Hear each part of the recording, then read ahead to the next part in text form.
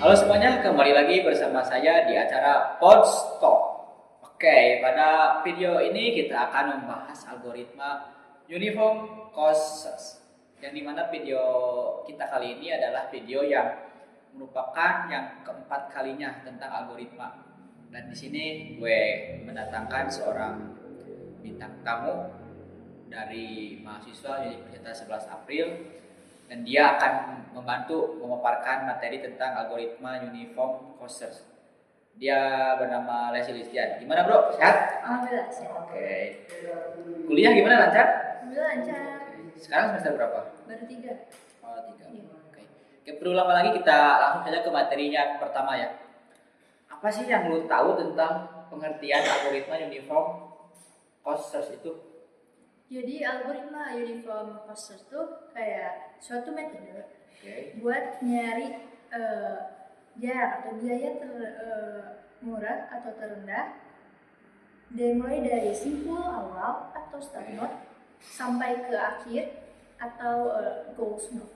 Oh, jadi mungkin algoritma uniform cost itu sebuah kayak kita ingin bepergian ke kota, dari kota A ke kota B mungkin ya.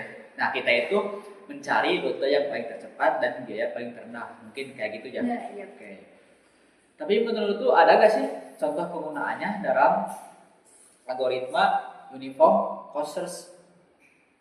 Contohnya dalam sehari-hari mungkin Oke. kayak contohnya tuh kayak yang tadi disebutin, misalnya tuh saya dari kota A mau ke kota B, ke kota D maaf, itu tuh ada dari jarak jalur dari kota B, Oke. ataupun dari jalur kota C. Oke. Misalnya nih dari jalur kota B Oke. itu tuh menempuh sekitar waktu 30 menit Oke. dengan biaya 20.000 Oke. misalnya. Sedangkan ke kota C itu estimasinya sekitar 1 jam. Oke. Dan biaya pun lebih mahal tentunya, Oke. sekitar 60.000.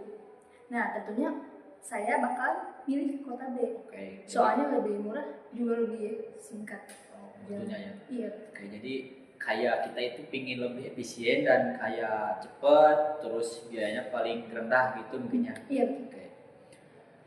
Mungkin dari itu ada gak sih tantangan dalam pengimplementasian algoritma uniform causes itu? Mungkin tantangan yang dasar yang sering terjadi itu tuh kurang pemahaman Oke. dari misalnya nih pengen nerapin si algoritma Oke.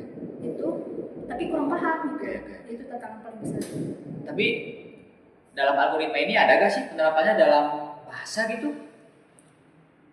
Bahasa pemrograman contohnya kayak buat apa ya? Ya, pokoknya bahasa pemrograman deh. Biasanya tuh algoritma uniform causes Iya. itu biasanya digunain di Python kayak Oke. gitu, lebih banyak digunainnya. Oke, jadi kita tantangannya itu kita memang perlu belajar ya, Iya. supaya kita lebih paham mengenai algoritma tersebut. Kalau kita nggak paham ya kita mana bisa gitu menggunainnya juga gitu kan. Jadi kuncinya itu ya nomor satu belajar dan memahaminya. Terus kalau bisa kita itu mengulik lah istilahnya, Iya. supaya kita lebih bisa belajar sendiri gitu.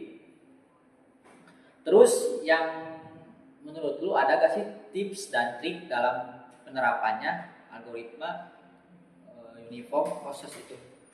Kalau tips, triks dan tips itu tuh misalnya ya ada nih orang yang pengen belajar buat mengimplementasikan si algoritma tersebut. Oke. Nih, yang pertama itu harus mempelajari si algoritma Oke. tersebut. Yang kedua memahami, tentunya harus memahami ya. Memahami ya. Kita juga kan ingin mempelajari ya, Iya. otomatis kita harus memahami ya. Iya, betul.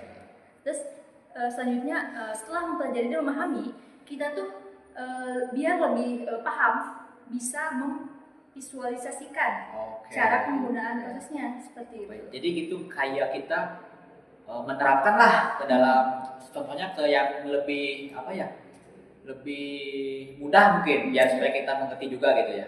Jadi kita juga harus menerapkannya supaya kita agak mengerti dan tidak lupa. Iya. Oke, jadi menurut gue algoritma uniform causes itu adalah algoritma yang lebih efisien dalam kita penggunaannya dan biaya itu paling rendah.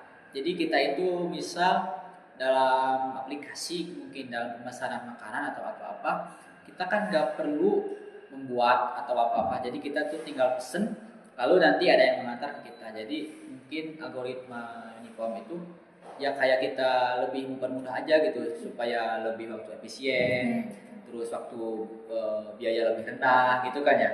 Oke. Mungkin cukupkan sekian materi yang kita dapat sampaikan tentang algoritma Uniform Courses. Nantikan juga video kita yang kelima, yaitu tentang algoritma pemrograman dinamis. Oke, mungkin cukupkan sekian. Terima kasih kepada saudari Lesti Listian yang telah memaparkan dan mengimplementasikan sebuah algoritma Uniform Courses. Terima kasih kok. Sehat-sehat. Oke. Jangan lupa video selanjutnya. Bye.